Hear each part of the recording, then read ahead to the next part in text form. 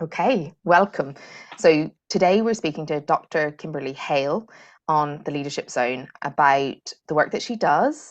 A couple of interesting things that when I was speaking to Dr. Kimberly, I was really interested in bringing her on to speak about. But before I jump into the content that I want to discuss, I think it'd be really great, Dr. Kimberly, if you'd introduce yourself and give us a little background to you so that listeners can kind of get a sense of your context and where you're coming from. Great. Thank you so much for having me today. So I am a faculty member at Oklahoma State University. I teach American Sign Language English interpretation, and I'm also a faculty success coach. Primarily, I work with faculty members who are going through some sort of change or trying to drive direction in their careers. So that's mostly what I do. That's brilliant. Thank you. It's really interesting, I think, because doing two pieces, like you have a dual role, and I think that that lends to nuances and insights that you can't always get when you just have one role. For any of the listeners, it's important to know the reason I've asked Dr. Kimberly to come in and speak today with me is a couple of things. We had a conversation and we're weirdly aligned for people who just randomly met through a couple of connections. And one of the interesting pieces that Dr. Kimberly works on is how faculty members can manage working within their institution and being effective with all of the realities of the systemic things that occur. And one of the things that just struck me really strongly was that most faculty who I've done any development work with, or we do any inclusion interventions, usually come to a point where they say, right, now I understand how I can be more inclusive. How am I going to do this and be impactful and successful, when actually the reason that I've been impactful and successful was based on maybe not knowing these skills or not using these insights. And that's what made me think about talking to you today, Dr. Kimberly, is to talk to you a little bit about that point in faculty journeys. Do you want to tell us a little bit, because I know you have a model as well, so do you want to say a little bit about that point first, and then we see where that brings us? Yes, certainly. So I work in interpreter education, but my doctoral degree is actually in higher education policy and leadership development. So in that area, I study working and learning in higher education. And my model is the faculty acculturation model, which primarily focuses on how new faculty and their intersectional identities enter the employment context of a specific institution and department. And then they're socialized through formal processes of policies and programs. But then the real socialization happens when they're interacting with other faculty within their departments to develop what the expectations are, their perceptions of what's required to succeed in the institution. And when we were talking, I was thinking, right, so those people who are doing the socialization, once they've been through programs like yours, they may be trying to adjust the culture of the institution, which is, as you know, for any large institution, is not always an easy endeavor. So when faculty hit that point, I think it's also common after achieving tenure, for example. So when you first enter, and then once you've achieved tenure, and then other kinds of major life shifts cause you to rethink, where am I? What's my position in this institution? How do I want to move forward, either within the institution or on some other path? And when you're saying that, it's bringing to mind, there was I was speaking to someone who's quite senior in a university, and one of the challenges that they were describing was that they believed that as they got into like tenure, as they got into senior positions, that they would be able to evoke the change that they believed in and was supporting, and that they were only playing by the rules until they could do something differently. And now that they could do something differently, they ended up feeling really stuck, because actually that role requires that they fulfill certain obligations for the university. And it was the first time that they realized that they had been playing by a set of rules with the belief that they would stop at some point unconsciously. They get there, and now there's a question over, who am I in this role, when my intention was, on some level, I would right the wrongs in this role, but actually this role requires that I maintain it, because if I don't, things may go wrong from a wider university perspective. And so I'm wondering, when you're working with faculty, are you finding that any of those major life moments, whether it's personal or professional, can have them reevaluating their relationship with the university and the work that they're doing? Mm-hmm. Yes, I've experienced that myself in my own journey being coached, as well as when I coach others. But often when you get to that point and you realize, these are my values, these are the things I want to enact in my life, and my calendar is not allowing me, you feel like your calendar is not allowing you time to do those things that you want to do. And sometimes that results in a shift in position, a shift within that institution and positions, maybe going into higher administration to feel like you can make some of those changes. Other times it's shifting to a different type of institution that will allow you to do more work that aligns with what you want. And other times it does result in leaving the institution and providing support to faculty in other ways. It's interesting because I kind of like, we joke in leadership work about you're hired to help improve the leaders in an organization. And actually, usually when you do an intervention, you'll have a percentage of those leaders leave. But we don't obviously advertise that or sell that because that might not be, bought very frequently. But there is something about, if you move people through any process of change, that they're going to have new expectations. And we saw that during COVID and the pandemic. We saw the people's relationship with work changed. And over a lifetime of being a faculty member or aiming for tenure, you're going to have multiple things that change what's important to you. You have used the word coaching. And because I know that in academic settings, the word is used coaching, but what they really are doing is mentoring or directing. So I'd like you, for the listeners, to define how you're using that term in terms of working with faculty, because I think it's important to know that that term can be used and not mean what you mean it to mean. So it'd be helpful if you kind of describe what that is to you when you're working with faculty. Yes, that is a really good point, is that often people use that word coaching to mean a lot of different things. So when I use the word, I'm using it to mean partner with faculty or whoever the client is in their journey to find their next path. So unlike a mentor or who might be providing advice and telling you what to do, or a supervisor who's coaching you, which means they're giving you corrective action for things that they didn't want to see. In my terms of coaching, I work with people to set their agenda. Where do they want to go? What are their intentions? And then I ask them powerful, deep probing questions to help them think about their situation in new ways, and then help provide some accountability and support to implement whatever the ideas they came up with. So it's not a place of judgment or evaluation or advice giving or telling you what to do. It's more of a place of holding space to allow you to explore the areas that you want. And to learn more about that type of coaching, there's International Coaching Federation, getting my training through an accredited program through that organization. So that's kind of the approach we take to coaching, is more of a partnership and supporting people in their journey and where they are. That's brilliant. And it's interesting when you were saying that. What I was thinking about was how a lot of faculty, some of them may have thought of nothing else but going through that process to becoming faculty. Others, it may have been like a deep-seated want, and very rarely, but occasionally, it happens upon people, But one of the things I found, and I'm wondering if you've noticed this, is that sometimes the definition of success for faculty members is defined by the most senior position you can get within your field, within that university, or possibly within the field wider if there's, particular chair levels. But that with coaching, you can start to think about what is successful for me as a faculty member or as a person. And I wonder if you see that that's a challenge that, that the faculty you're working with may have as well, is that there's a linear idea around success because of how it's developed. And then that through coaching, because you're not directing them, because you're helping them explore something, that they may come up with other definitions and other ideas about what they want in their lives and in their work.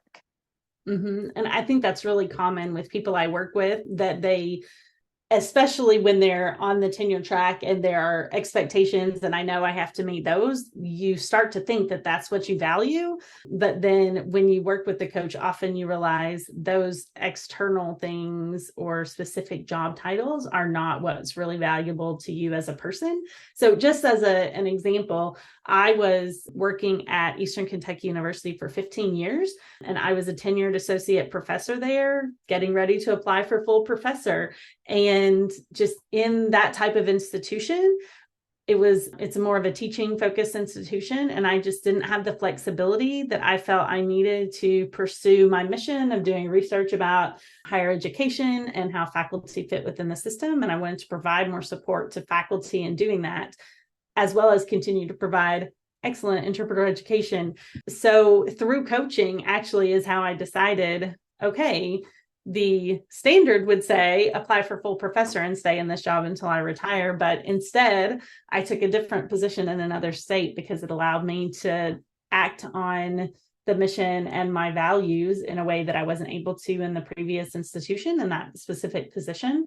So I think similar things happen. I'm not saying I coach people to get new jobs because I don't, but if someone is looking at how they can better reflect their values in their work and what's important to them, sometimes that is a different job. Sometimes it's within the same institution, but definitely we're looking at helping people decide what is important to them, because at the end of the day, if they're doing work that doesn't fulfill them, then that's going to lead to burnout, and which will impact their work at work as well as their home lives. And it's really funny, the guest episode before this episode was with somebody, Orla Dempsey, who did some research in Ireland just with school teachers about how they're experiencing leadership, because there's a few changes in our system. Over 200 participants, and this was just, Orla went out and said, I have questions that need answering, and just took the courage to ask the questions. And there was over 80% of respondents knew somebody who had burnt out and also left the profession over it. And we were talking a little bit, and even on my reflection about it, about if you were trying to deliver an outcome, so for instance, in this case, it was students, in your case, it's very likely to be students, and you're ignoring the well-being of the people delivering it. And that includes, are they aligned? Are they connected? All of those things. You're not setting up the best outcome for the students, even though you might be ticking the boxes that you are. If the well-being of the people delivering, or the connection the people delivering this learning have to themselves and the work, is distorted or harmed, or not nourishing in some way, that's going to play into how your students learn and how they experience your classes, and then what they think about the topic and what they think about themselves. So what I really love is that your work is taking care of and focusing on often the middle person who is directly responsible for delivering outcomes, but isn't always understood, not just by the system, but sometimes by ourselves. Because without that, it can be really hard to make empowered decisions. You're often just defaulting. And I think that that's a really powerful thing to consider, because I know that whenever I'm working with faculty, I've yet to work with faculty who don't honestly have the best intentions. That doesn't mean they have the best practices, but the best intentions. And usually there's very valid reasons why stuff is more difficult, or they're, less engaged, or they're burnt out, or, but we do seem to, when it comes to faculty and it comes to universities and it comes to third level education, we seem to not take care of faculty.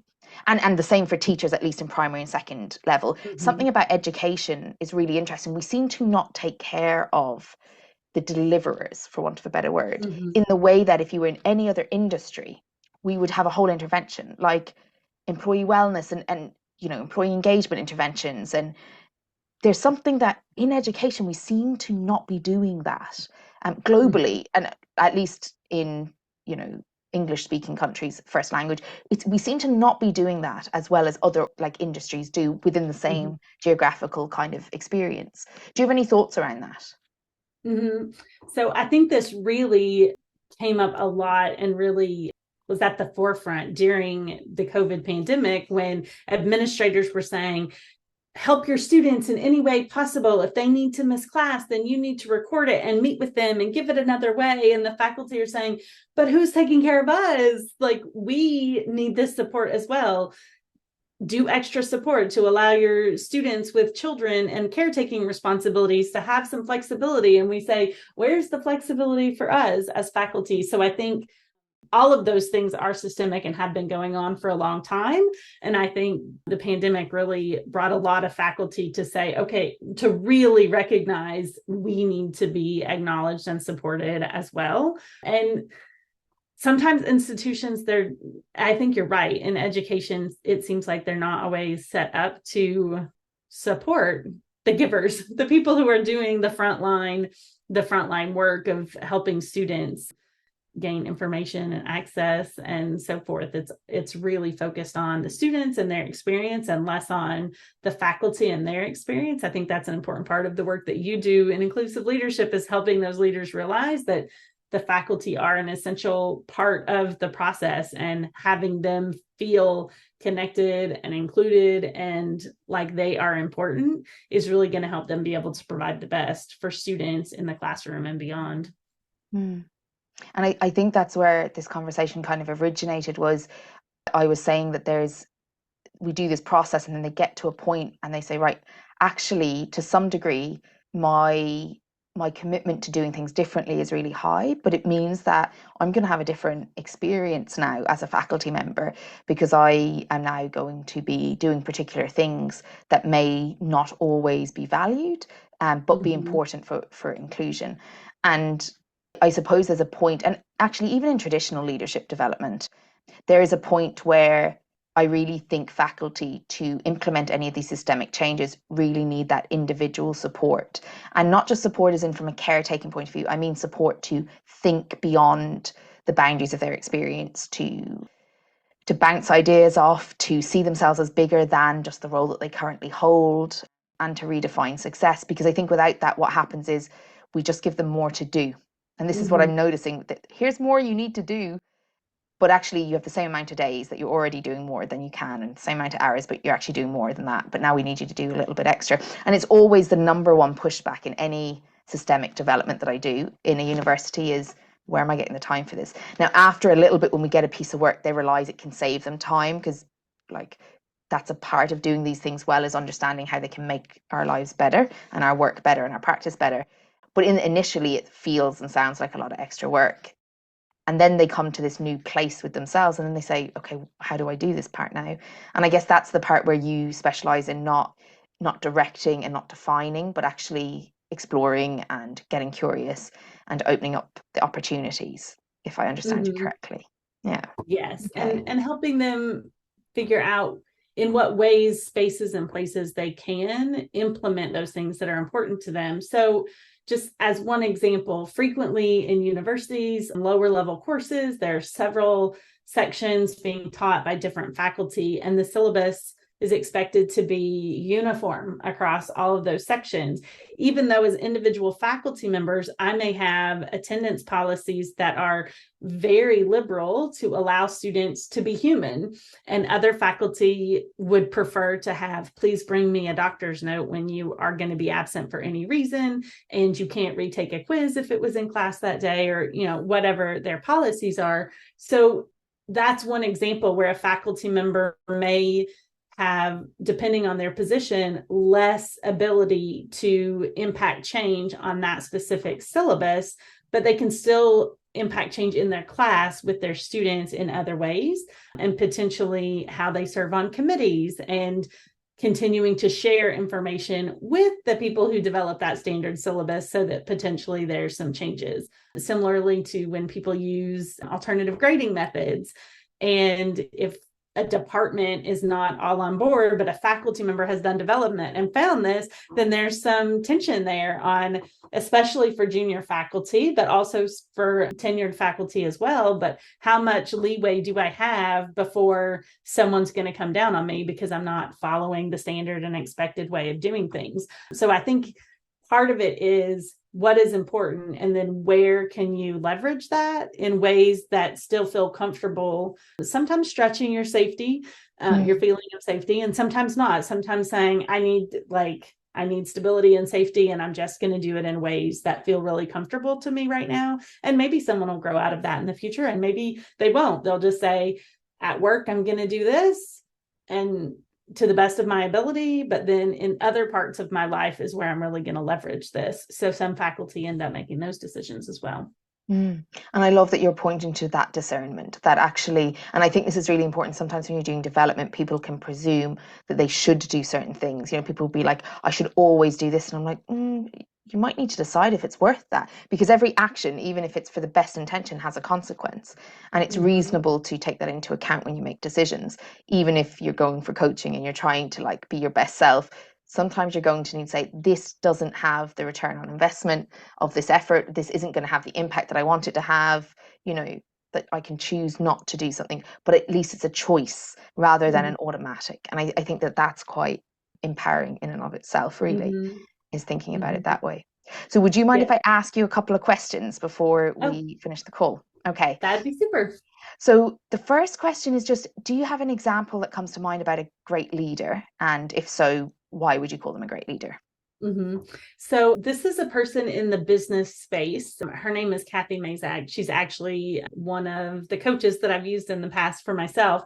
But what I really like about her as a leader in her business and in the community of people that she serves is she emphasizes doing work that is most aligned with your skills and abilities, your superpowers, your zone of genius, your highest contribution. There are lots of different words for it, but she really focuses and helps us think about what is the best that I can provide? Where is it the best use of my skills, knowledge, service, ability, as opposed to, well, of course, you're junior faculty, you should teach this lower level intro course, but maybe my highest ability is in a different course or a different way of doing things. So that's what I really like about her leadership, is helping people think and focus on what's this individual's specific area of genius where we can really leverage that in the best way possible, instead of having them do work that they can do, but it's maybe not their best area to work in.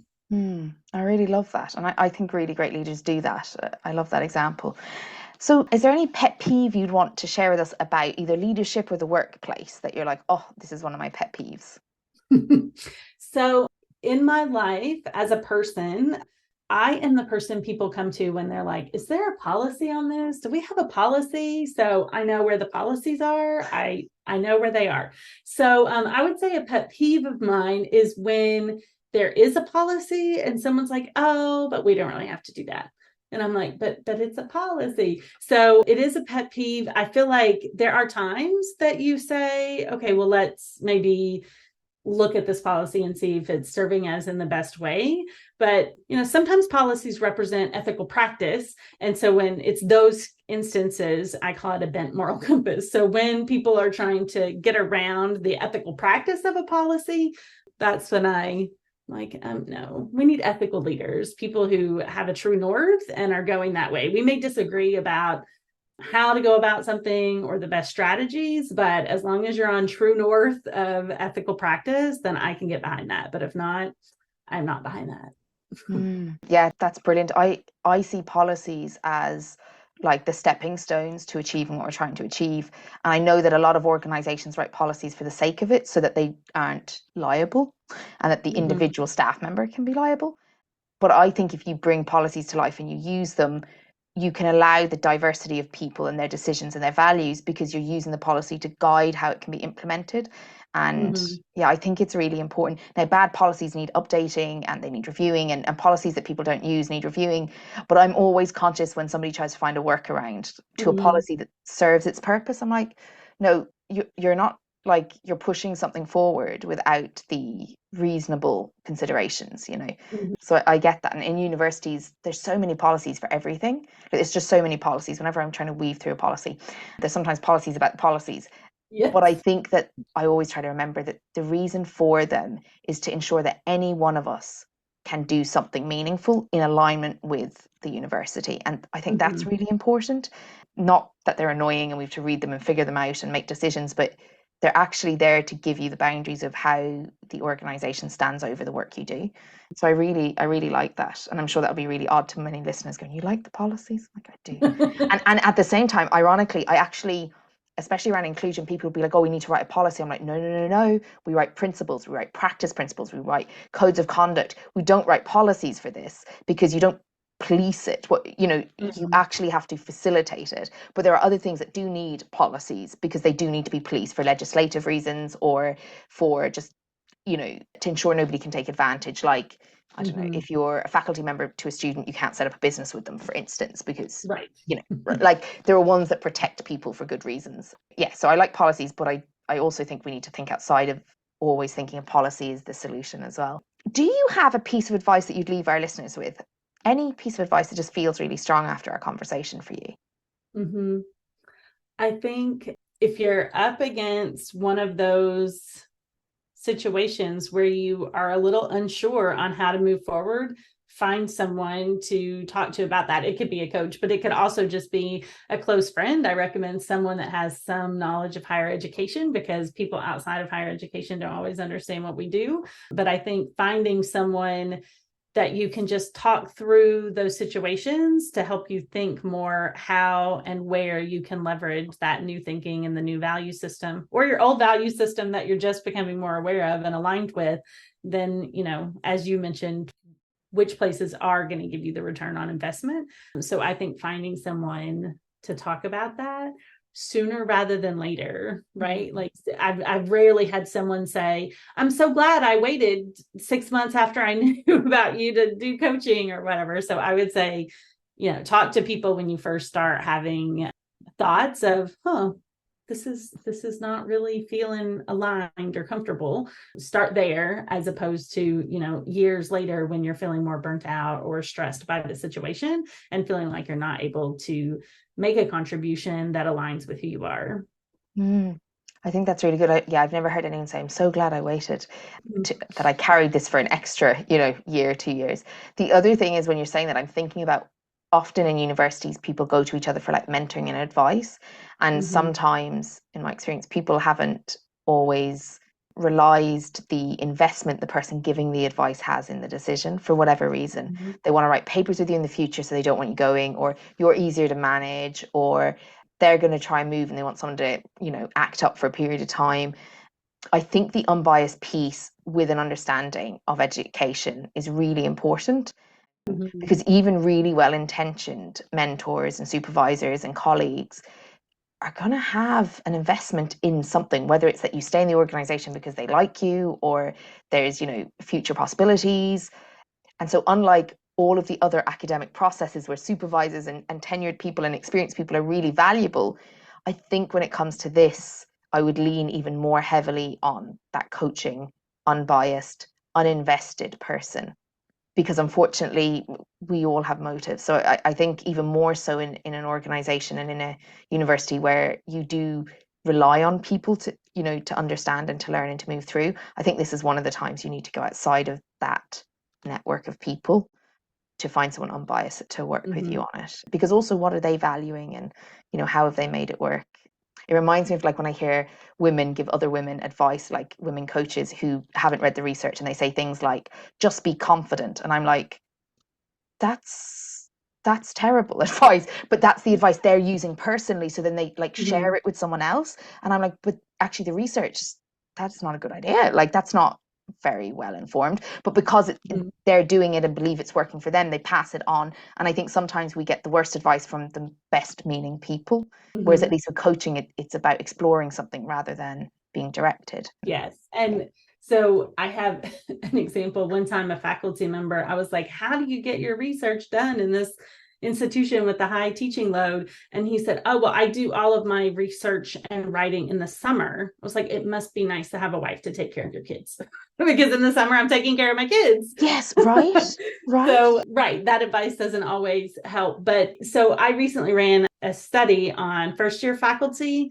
and we had group coaching sessions. And one thing that came up in those sessions throughout the entire academic year that I followed them is they really appreciated this separate space from their institution to ask questions and acknowledge what they were feeling and be heard for what they were feeling and experiencing, that was separate from the people who are going to evaluate them in the future and so forth. And you're right, so many people give well-intentioned advice and information, but they do have some stake in your decision and what you do. And if you get a really good friend, they're going to support you whatever way that goes. But so finding someone outside your institution, but also coaching is an excellent option, because we are very invested in you and helping you succeed, whatever that looks like for you, but we're not invested in your specific decision. We have no stake in the game. We're just there to support you. So it is a really effective way to get a perspective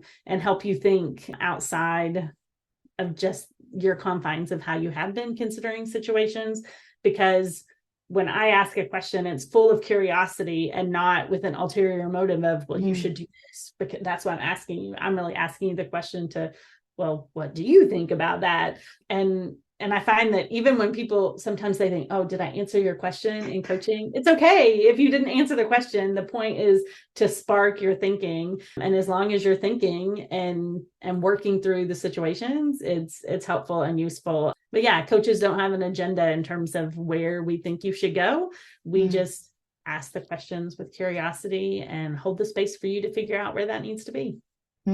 I think that's brilliant. And the piece about separate to the institution, I think what's really interesting is I do some group work and then work privately with people in the group.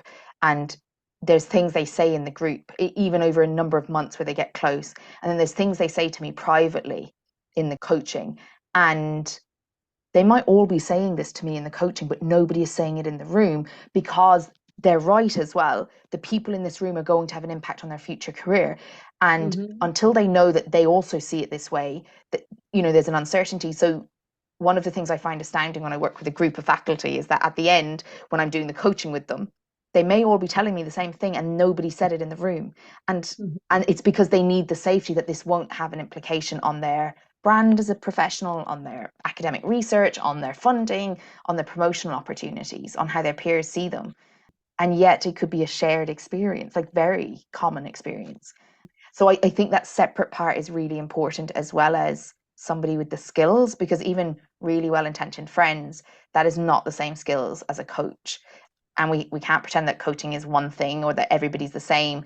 But I think, like you're pointing to, if you're going to go to a faculty coach, make sure that it's a coach who's holding the position you're holding, Kimberly, and isn't unconsciously holding up as successful or unconsciously holding a kind of belief about what you should do. That they're actually deep in their practice of coaching. Yeah.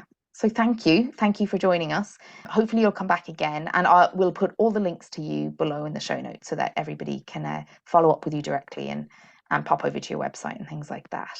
Great. I really appreciate the opportunity to chat with you today. It was really enjoyable. Thank you. Excellent. Well, thank you very much. I really appreciate it.